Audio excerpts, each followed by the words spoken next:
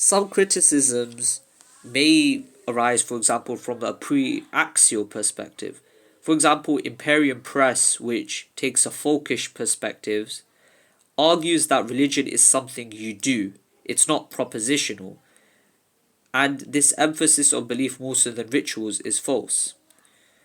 However, the axial age, if we understand it historically, seems to be a response to the sheer cruelty of the pre-axial world, which was heavily focused on the practicality or real-world nature of things, but there was a need for higher principles to guide humanity and to guide them towards a more humane place.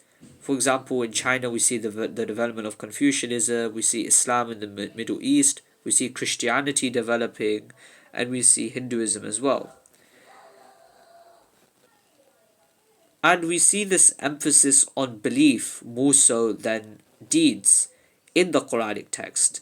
For example, the Quran says, إِنَّ الَّذِينَ آمَنُوا وَعَمِلُوا الصَّالِحَاتِ, indeed those who believe and do good deeds.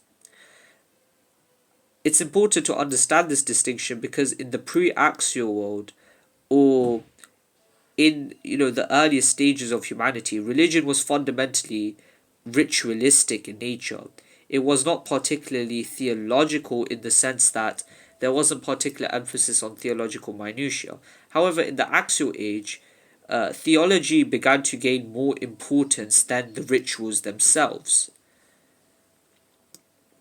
And so, medieval religious scholarship became very hyperfixated with theological minutiae and such theological issues.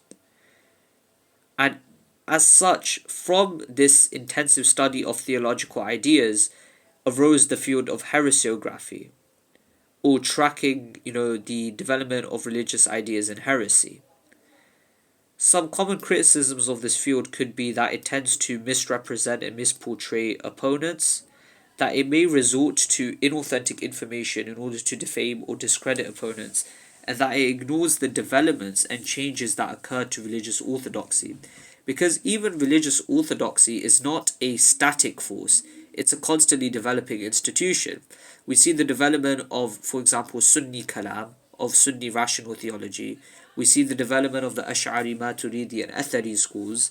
We see the response and the constantly developing nature of these schools in response to various intellectual challenges.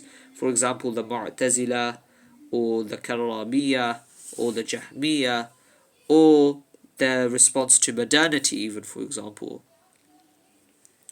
And so we can't simply say that religious orthodoxy never changes and that they have not been influenced by outside forces either.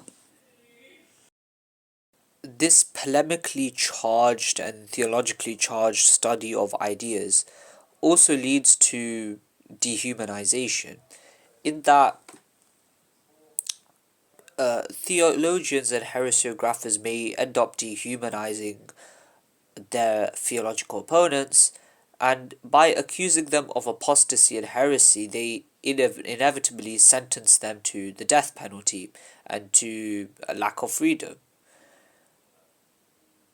Beyond all of this, most theological differences in many cases are very much superficial. Beyond a certain point, it's just a semantic difference. And at that point, trying to debate and argue is just like a semantic stalemate, with no real progress made by either side.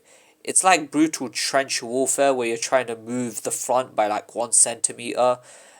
There's really no point to it at all. It's just a semantic back and forth that really results in nothing at the end. And realistically, you can't convince another person, or you can't convince most people that the ideas are wrong because they're so deeply entrenched in that system of thinking. However, that doesn't necessarily make the differences any less real, as these theological differences have determined the lives of many people throughout history.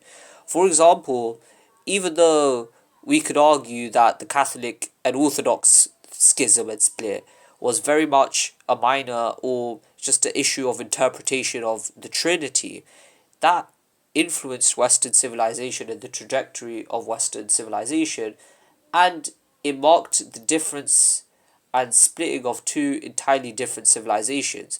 Eastern Roman civilization and Western European civilization. And we can see how those differences have affected Europe today, in that how different Eastern Europe is. And of course, this isn't just the only factor as to why Eastern Europe is different to Western Europe, but that Orthodox versus Catholic faith does play a big part in those differences as well. One small difference in worldview, one tiny detail, can completely change one's whole worldview.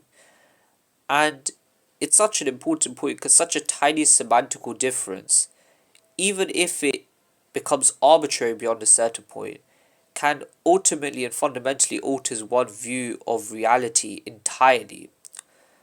And there is an appreciation for the little details in pre medieval scholarship, which I think we can appreciate, and it's something that we could still take a lesson from, in that the little details are still important. It's just that we shouldn't over obsess over them and hyperfixate ourselves over them, as they aren't the most important issues, but they still should be taken into account. And in terms of the little details and little issues, the Quran does mention وَلَا تَتَّبِعُوا خُطُوَاتِ الشَّيْطَانِ, that do not follow the footsteps of the Satan.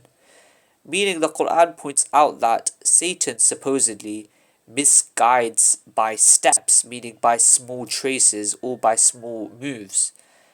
And so Muslim scholars were very diligent in this regard, because they understood the effect that little details or little ideas could have on a whole worldview, and how they could entirely change one's perspective of reality. The Quran does say that indeed God does not shy away from setting an example, even that of a mosquito, than what is bigger than that.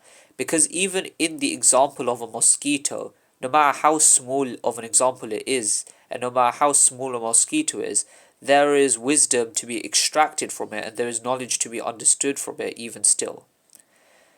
Some fundamental works within heresiography, for anyone who is interested in reading them, would be كتاب الفرق بين الفرق of Khatib al-Baghdadi, كتاب الملل والنحل of الشهرستاني, and مقالات الإسلاميين of al-Ash'ari.